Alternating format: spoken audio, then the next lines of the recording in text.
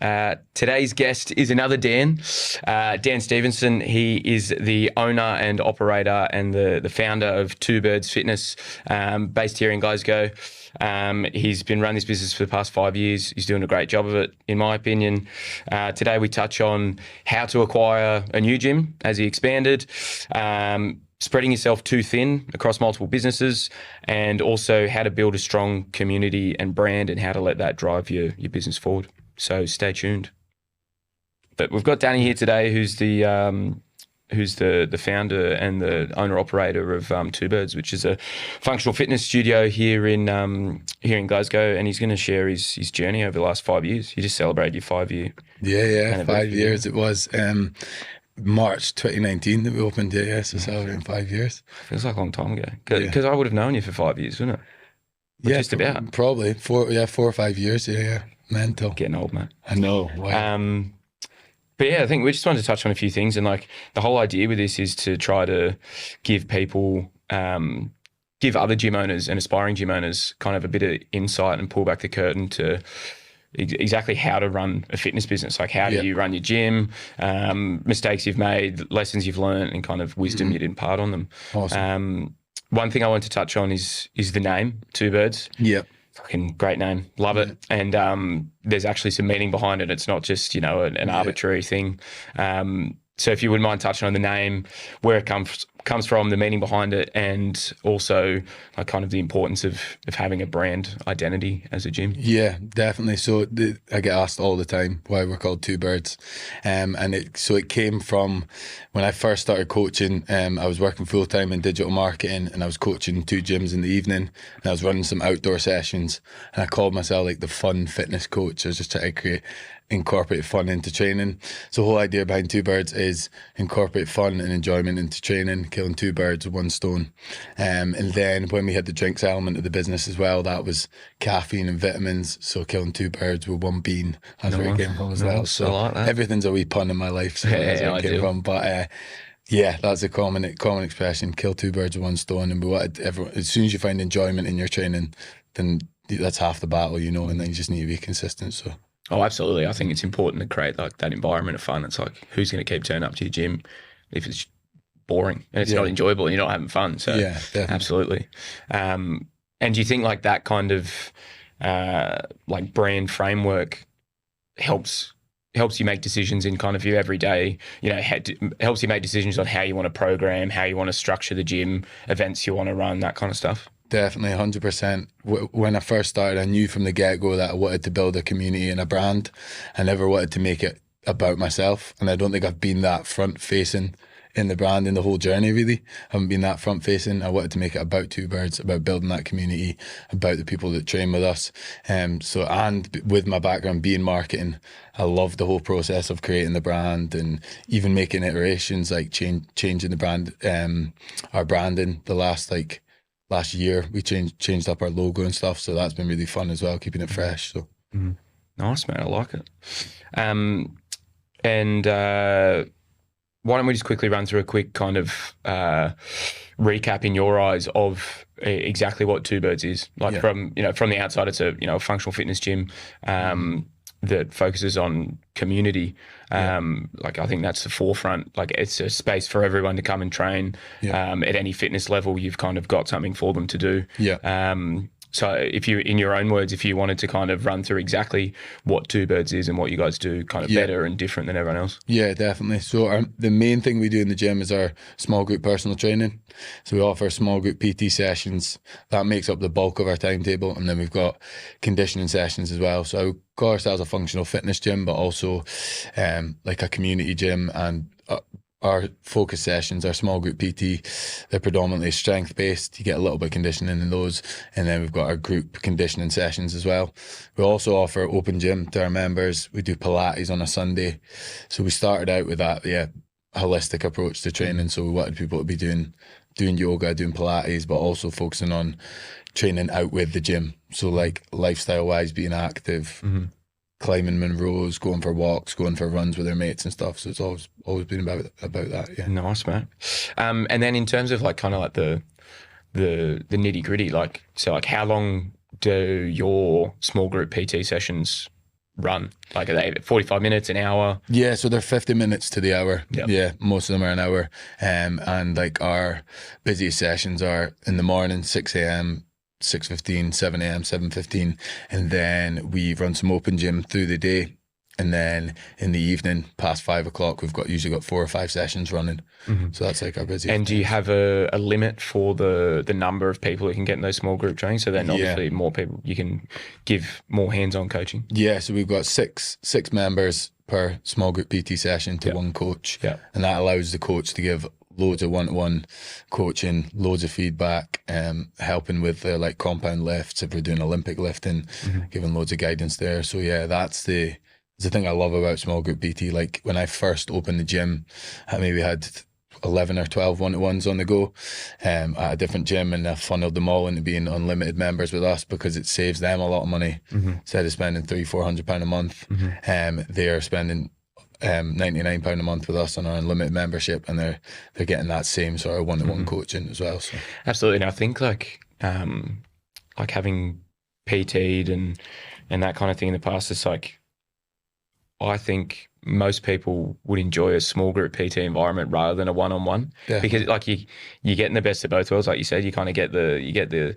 ability to get the kind of hands-on tailored approach, but you also get to have that camaraderie of, you're at the gym at the same time as, you and, Betsy and Mary become best friends because they're always, they didn't know each other, but then they end up definitely really good friends. You get them pairing up on lifts and pushing each other, and kind of like as a coach, you can know like who's going to get on with each other. You make sure people are mixing during a session. You know what I mean? It's that's really good. I love small group stuff. Dude, mate, killing two birds with one stone there. One thing you touched on there in the beginning was the drinks.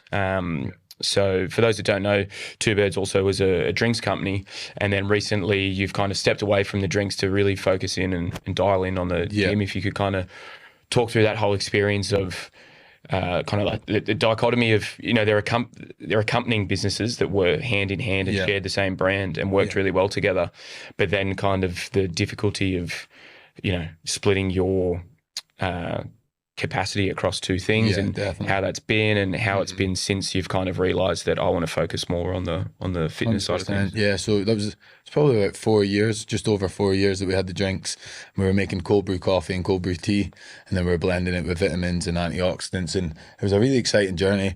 Met so many amazing folk through it. Had got so many good listings, so many good customers, loads of independent like coffee shops, delis that I'm still in touch with, and the whole process of like coming up with a commercial recipe for the drinks, doing the branding, it was amazing. It was a really good journey, but it came to a point with the drinks, like it was just getting so tight with the margins.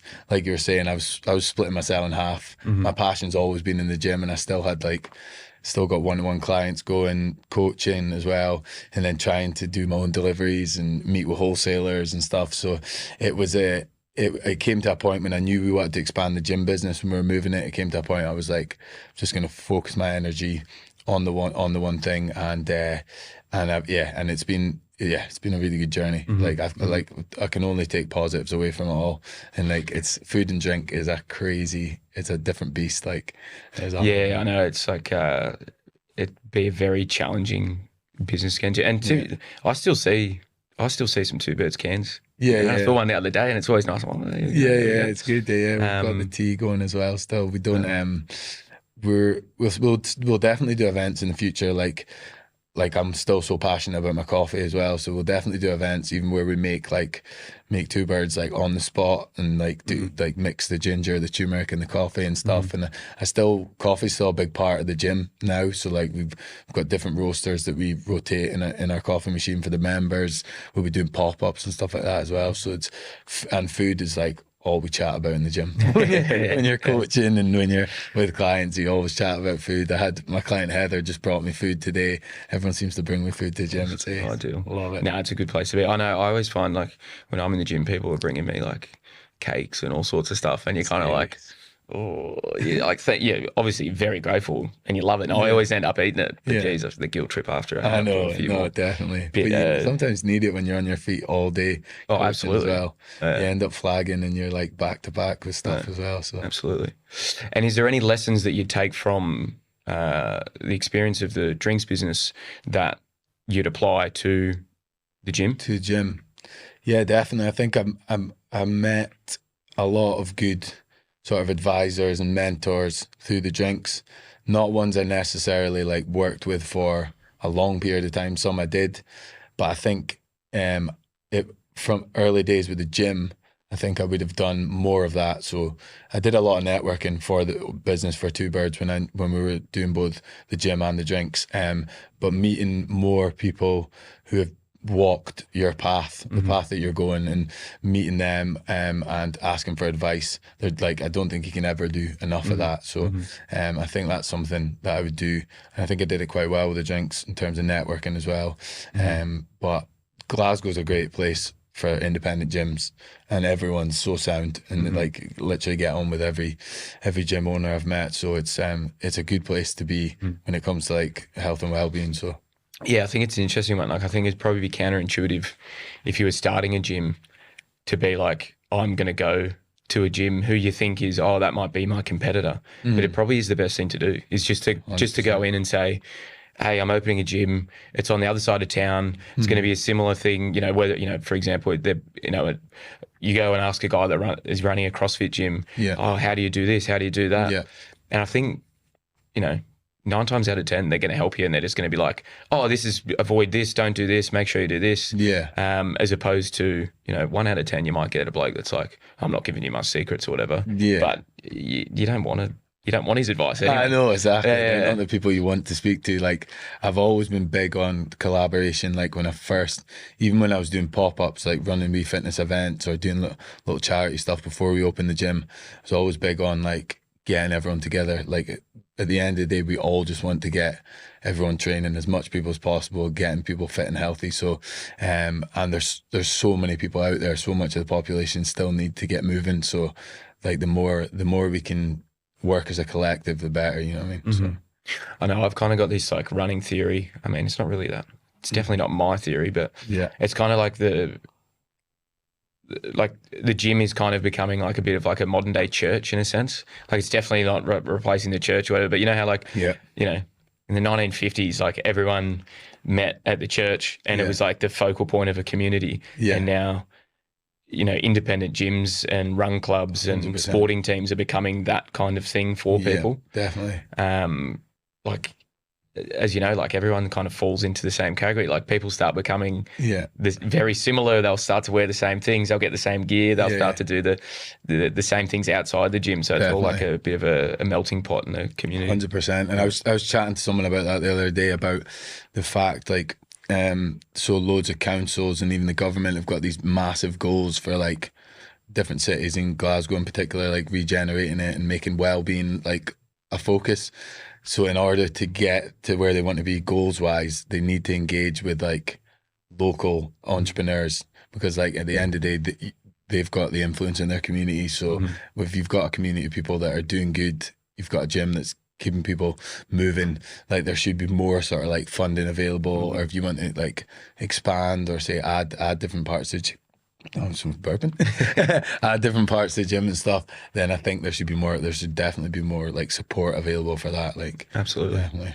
And then like kind of touching on that, like how's your journey of growing the gym been? Has it been, you know, did you save up a big chunk of money and go, right, I'm going to start this thing? Did you have to borrow some money? Did you take on investment, anything like that? Or have you just been like, right, I'm going to bootstrap this thing and just build it bit by bit, bit by bit? Yeah, so it's kind of been like that, building it bit by bit. Initially, it was me, my dad and my brother that set up the gym together. Me and my brother used a bit of money that our grandma and granddad left us. Actually, we were at that point where we both could have probably gone traveling and just like gone for it, but we were like, no, we want to do a business together. So to get our like the first bits of kit in the gym, me, my dad and my brother came together. We knew we wanted to go into business together, but I was maybe 24 at the time that we started the gym, maybe. Yeah, I was about 24. Knew we wanted to go into business together, knew we wanted it to be a gym. We actually went quite far down the line. We're looking at a franchise gym, a budget gym, would you believe? And then we realised that it just like wasn't us, like didn't suit our personalities, wasn't what we wanted to create. We wanted to deliver like a really like quality service as well. So we were looking for a property for like year and a half until we found somewhere. I'd left my job. We had two properties that went to the wire and fell through like with the legals. I'd quit my job. I was like, we're never going to get a site for this. And then where we moved from last, that became available, and I was like taking sessions where Box Hub is now. I was taking sessions upstairs in Health Hub Studios, and then that studio became available, and then we were there for like 4 years. So yeah, so it was bit by bit, and we were maybe 10 months into the gym before COVID hit. So we were like, the momentum was up, everything was going really well, and then having to shut our doors and like think on our feet, running outdoor sessions, running sessions up on the rooftop and all that. That was mad. That's probably the hardest I've ever worked, like even in lockdown. Yeah, well. Just manic. Just running sessions outdoor when it was bloody blizzards and 8 inches of snow and stuff. It was mad. Yeah, sounds like a journey. Like it's a proper journey of like, right, I want to do this thing. And it's like, as you know, like, most people just stop at that first. I couldn't find a spot in time. I'll just go do something else. So, like, there's, credit to you to stick to it and then celebrate 5 years of doing it. Yeah, no. And then so one thing you've done recently is you've moved location. So you've kind of upgraded. So like previously you were in a building that kind of served its purpose, but as you know, as we discussed in the past, it probably like wasn't ideal for what you wanted. Like you had to go up flights of stairs to get in there and buzz in and kind of and that kind of thing. And it was within a building with lots of other gyms.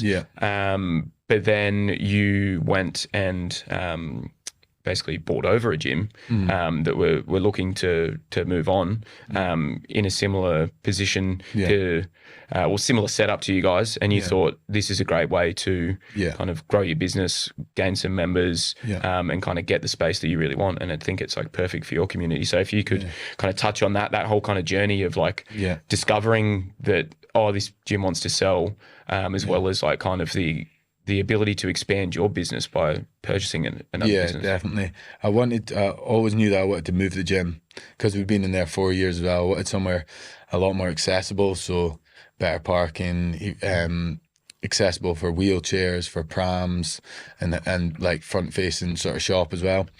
So when I knew that the guys we bought over were selling the gym, it looked like the perfect opportunity. Well, it was the perfect opportunity as well, but it was still quite a long process, and it was it's always going to be hard keeping everyone happy in that situation. But the spot we're in now, I absolutely love, and it's going to give us a really good opportunity to like expand within that spot. We've already like knocked through a wall, and we've got the backyard and stuff. So I'm really excited for the summer, running more events, and and the community that we sort of combine forces with.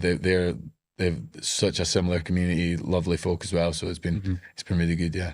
And like from a practical standpoint, like how did you kind of merge the two communities? Was it just one day of like, it's Two Birds now, we're doing this, or was it a gradual, incremental thing, starting a group chat with everyone and then doing this and introducing yourself and that? Yeah, it was quite a gradual thing. I didn't want to feel like the guys had been training in that space anyway, so I didn't want to come in and be like, this is how we do things. I wanted to introduce like our style of training and how we were different, and the sort of the level of coaching we delivered in like small group PT as well.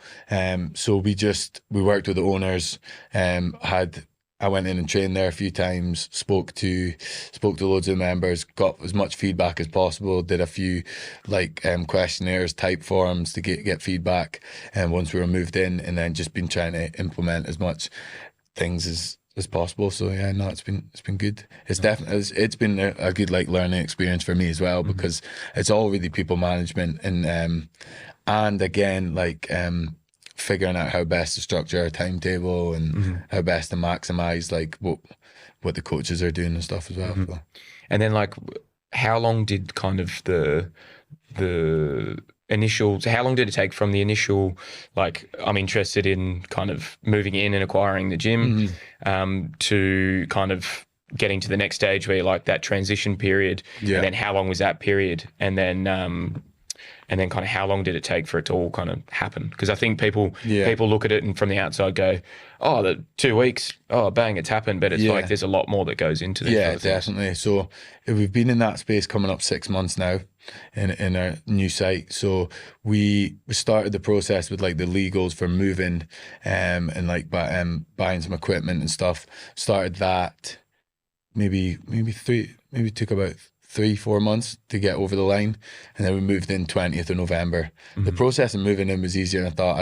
I was like painting until like 4 in the morning trying to get everything ready. So we actually moved all our equipment in on the Sunday, opened on the Monday, because it was ready to rock as a gym. It was one of those things that we could just go for it. Don't get me wrong, there was so much before that, like getting the timetable ready, getting memberships ready, but we also did like a bit of a transitional period with memberships, so people weren't just like, this is what you've got to opt in for membership wise. So we found a bit of middle ground between the two memberships and the communities as well. So that's worked really well. So nice, happy days. A couple other things I wanted to touch on was sorry.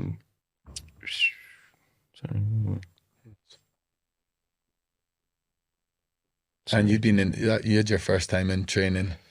Yeah. So I was couple weeks ago. a couple of weeks ago. That was fantastic. I actually really enjoyed it, especially That the was little nice. outdoor jump out. Yeah. Kettle with the farmers carries out there. I know we need to do more of that, definitely. And like I was speaking about doing like a men's mental health group as well. Yeah. With the guys that we had in, but also there's been a couple members in the gym that are really keen to do it and like either get a workout, go for a coffee after, and like Nice. a good chat. So we'll Like get that it. organised. One thing I wanted to touch on was hiring and coaches. Like how long into the process of running Two Birds did you hire your first coach? Yeah. What was that experience like? Was it a lot of the time you'll see a member that's like you kind of elevate, or a friend or something like that? Yeah. What was your kind of process? Yeah, with so that? it started out like that. It was me coaching myself initially, and then one of my mates, Ian, one of my good mates from school, Ian, he was coaching with us, and then we ran quite a lot of yoga sessions at that point. So we had one of my mates, Susie, taking the yoga, and then my brother, who was working offshore, he coached with us for the best part of a year, and then we've had managers since. So we've had Gillian, Robin, who's our manager just now. We've got a team of 6 in the group coaching, and then we've got other one-to-one PTs. So there's about 10 of us that coach in the gym. So it's a really good bunch of folk.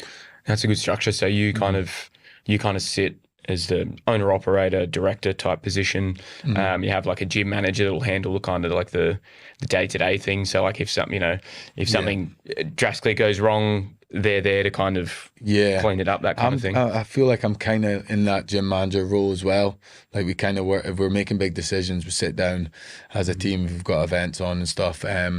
But since I don't have the drinks, I've more been like, I'm in the gym a lot more. I'm doing quite a lot of coaching as well. So it's been good. It's been like refreshing being able to be like, and even taking my daughter in and stuff, and just being there through the day and just getting work done. Because now we've got like a wee treatment room, we've got a sports therapist in there, and we've got like more of our own sort of, I'm trying to think of a fancier name than amenities, but more of our own. We've got our own like toilets, showers, and all that. So it's a nice space to be in and a nice space to work from now as well. So it's good. Nice. And then so with those kind of, with the therapy room and like you've got kind of like your PT space out the back there, those would be extra revenue streams for you then, I'd imagine. Yeah, we lots of our PTs are coaching in peak hours or in off peak as well, so they can use like both parts of the gym for that. So yeah, we pay our coaches to deliver group sessions, but then they pay personal training rent as well, to rent the space as well. So. Yeah, I think it's like it depends on the avenue you want to go as a gym owner, but it's like it can be a really good, like if you've got the ability to provide that, it is a really good revenue stream. I think like you can 100%. get some really good revenue from it and kind of fill those spaces where the gym's not as busy. Yeah, 100%. But yeah, so that's fantastic. In terms of how you want to structure events and stuff going forward, like what are you thinking? So you've been to a few of them. So we've done like our WOD, summer WOD, spring WOD, winter WOD. We'll definitely be doing another one of those, probably tail end of summer. I want to do more of those, but then also like we get a lot of creative people in the gym, like other business owners, different creatives. So like I was just PTing a spray paint artist there just before I came. Got like coffee shop owners, musicians. I want to do just more creative events, things that I feel like fitness should be in that sort of creative, like music, art, food. It should be in that space. So doing more of that, and just like the event we're going to do, the reggae and dub night, doing more.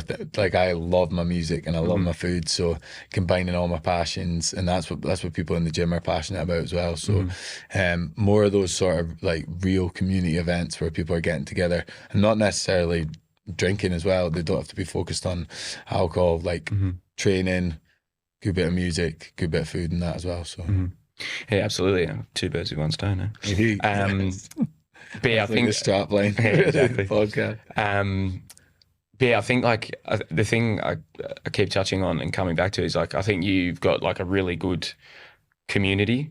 Do you think that was just driven naturally by yourself being, you know, very friendly, outgoing, accommodating guy, or do you think looking back you kind of had a bit of structure and a bit of focus around like this is how I want to build this community, or was it a bit more of kind of a mishmash and it just developed into what it is? Yeah, I would say a bit of both, to be honest. Like when I've taken on a manager in the gym, I haven't called them like gym manager, it's been studio and community manager, so helping organise community events and even just like workshops. We do a load of workshops in the gym, whether it's like specialists, like performance ones or Olympic weightlifting.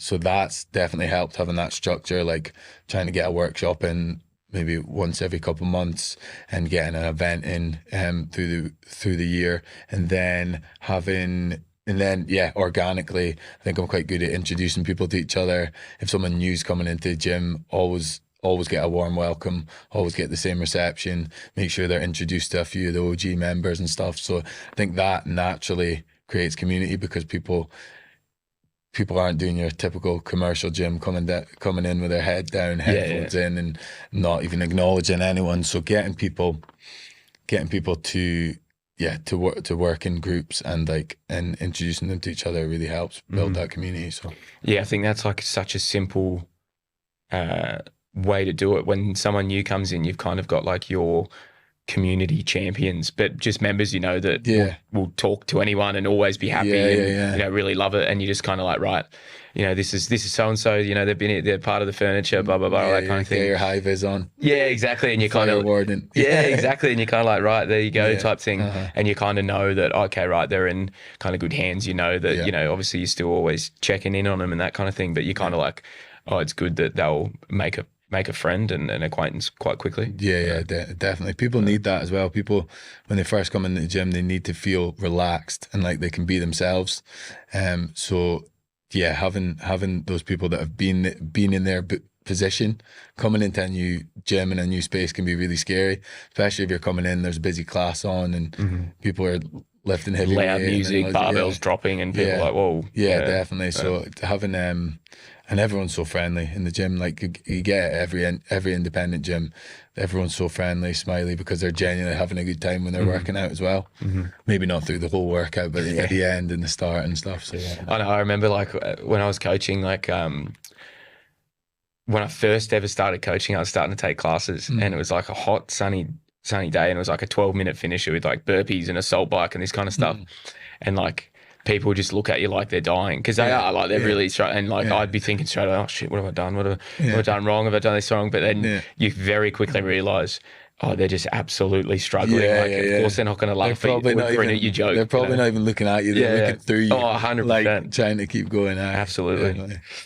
There's one thing else I want to touch on. It's just escaped my mind. What was it? What were we talking about? About community and events. Killing me. Yeah, it was a cracking segment. Was it? Okay. It was good. We'll find it. It was about events, new people, coaches. Actually, there was something I wanted to talk about coaches again with, in terms of like how you vet and like onboard coaches. Like, do you have a structured process of like they'll do they'll shadow you for X amount of time, or they'll pair up with the studio manager, or what? How's that look? Usually get people in for a chat initially, have a coffee, get them to join in a workout, meet some of the members, and then they go into shadowing sessions, and then kind of from shadowing, kind of chuck them into the deep end and get them to sort of take a session and then ask for feedback from the members from there. And then because the way we structure our small group PT, because it's sort of staggered starts as well, and you're coaching in the same sort of room, you can quickly sense if someone is giving good coaching cues, or they're on the ball with their coaching, and they're like comfortable delivering a session. So yeah, that's usually how we sort of vet that as well. And ideally, when you look for a coach, you want both of these things. But if you were going to say one was more important than the other, would you say, technical ability and things like coaching cues and understanding of what they're doing, or more personality and how they are with members and that kind of thing? I would say it's probably, I don't know, 60-40. Yeah. So I want someone to be really friendly and really welcoming. So that would probably build 40% of that, because they'll need that. But when people are paying a premium for their training as well, they want feedback, and they want to feel like they're progressing. So I think having that experience and being able to give good coaching cues and kind of giving like real life examples of how people are moving, and not being scared to demo and like strip it back if they have to, scale it down, and not letting the ego take over and be like, no, like you can go heavier sort of thing on every lift. So yeah, no, I think that's... Yeah, nice. And before we started, we were kind of talking, we were just chatting, and you were kind of like, you're growing very quickly, like you're growing really well. Yeah. And like this month already has been like a kind of record month for you. What do you kind of put that down to? Have you been doing anything different? Is it just moving into the new space and you're kind of filling that space up now? Yeah. Have you tweaked anything? Yeah, I think my focus has been on getting more trialists in, and we've been running some ads, which we hadn't really done in the past. It was mainly organic stuff, and that's a really good way of getting people in. And I've kind of treated it like a consultation for taking on a one-to-one client. So you can get a free trial week with us, and then we encourage you to come in and get a gym tour, see the gym, get a chat with myself or one of the coaches, and that's worked really well. So getting people in to see the space, let them know a little bit more about what we do, and then getting them into their first session after that. So that's been really good for sign-ups. And then I think, yeah, being in the new space, having the sort of front facing shop, like I think more people walk by than I think day to day, and recognize the brand as well.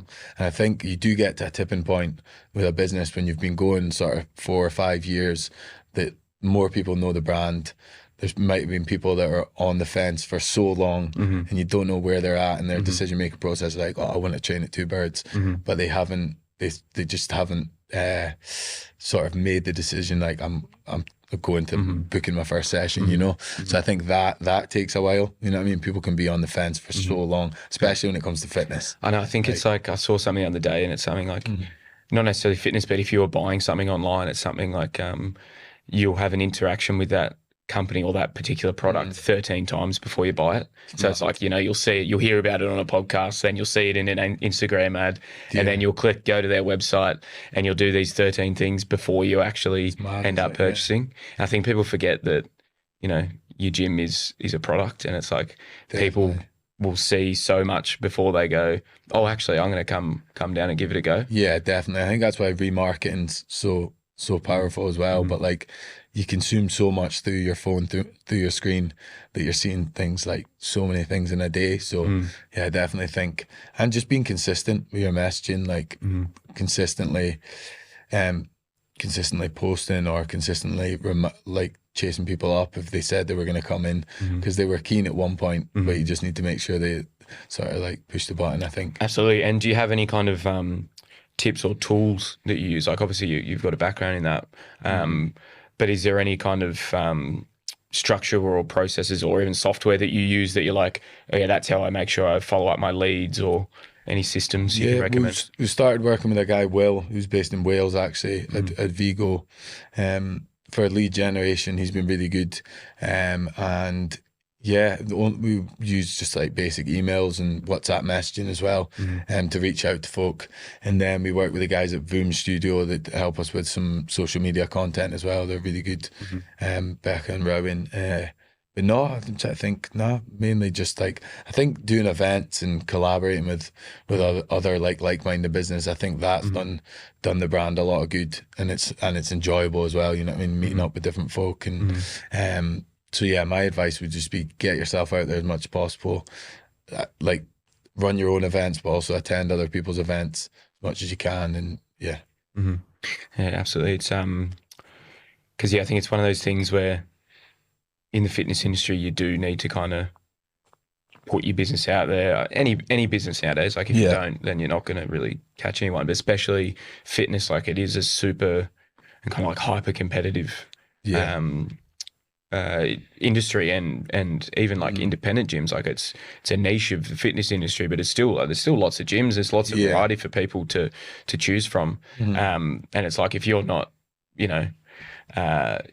cheering yourself on and being your own biggest kind of fan and supporter and showing this is what we're doing. We're doing an event with 100%. This is how we've just moved to this new place, that kind of thing. If you're not putting that out there, then no one's going to do it for you. You've got to believe that you are the best in terms of and be really confident in the quality of like the service you're delivering and stay true to what like your sort of morals are as a business as well. So definitely think that's a huge thing, because there's always going to be competition, but being true to what you're delivering and like the community you've built is like the main thing. Definitely. Absolutely. Sweet. Well, what I want to do is I just want to ask you one kind of parting question. So like if you were to go back and start all over again, what would be the one piece of advice you'd pass on to someone that's 24 years old, just moved to the big smoke, and they're looking to start a fitness business? What would you do? My advice would probably be not to spread yourself too thin, because that's something that's really easily done. And like your own energy, protecting your own energy is really important, and it's easy, and I'm still not the best at doing it. Like it's so easy to burn out or get close to burnout and frantically work on so many things at once. But that's like kind of like my personality as well. But not to be more focused on task at a time. Put yourself first in terms of you are. I'm trying to think of a good expression. You're the tree, so the sort of the fruit that it delivers is you're not going to deliver good fruit. It's like what is that expression? It's like you can't fill up someone else's bucket if your bucket's empty. Yeah, I like the expression of that, because you use that for recovery as well, don't you? Like you can constantly, every time you're training, you're taking a penny out of the bucket, but if you're not topping it back up, then you're easily going to burn out. Same goes with work. Like your work life, find that work life balance and make sure you are putting yourself first. So whether that's having a break from the business if you need it, and getting people in place that are going to support you. I think we've done that quite well. We've had amazing coaches that have worked with us like throughout the years and still do, and utilizing those people as much as possible. So like so hard to give over control even to like little tasks, but doing that as much as possible. I think that's the only way you're going to free up your own time and then grow and scale from there. So Awesome. Well, thank you so much for coming on, mate. And if anyone's in Glasgow, make sure you hit up Two Birds and get in there and get sweaty. Awesome. Thanks, mate. Cheers, man. Sweet, Cammy. I think I was just going to do a little bit about Onya video testimonial. So I'll just and then I'll do an outro and then an intro, and then sorted. So I'll just say, why would you recommend Onya? Yeah, I think so. When you came to me with the idea and the business, I thought it was an amazing idea, because we were struggling with that issue of ordering big batches of t-shirts and hoodies, spending 400 or 500 quid at a time, and then getting left with like odd bits and bobs. So whether it's smalls, extra larges, or stuff that people have returned. So having that facility and taking the stress out of of ordering in bulk, and has been huge. I think it's been great, and the variety that you guys offer, like you can get so many different styles and so many.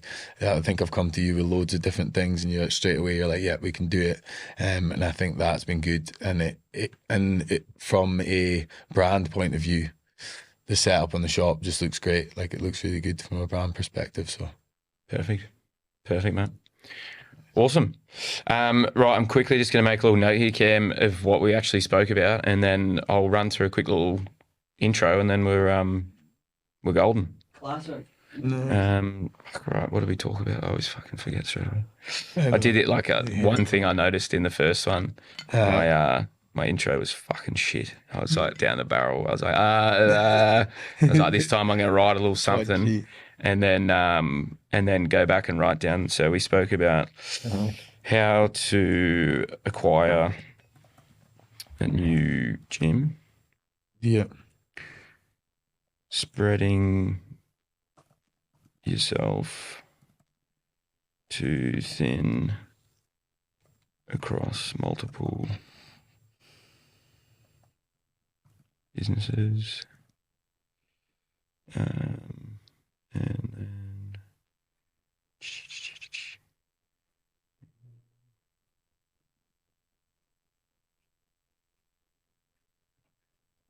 building a strong community and brand. Right, I'm going to go down the barrel, Cam. Oh, fuck, you've put the mocker on me now, mate. G'day, guys. Welcome back to How to Run a Fitness Business, presented by Onya. I'm your host, Dan Hespe.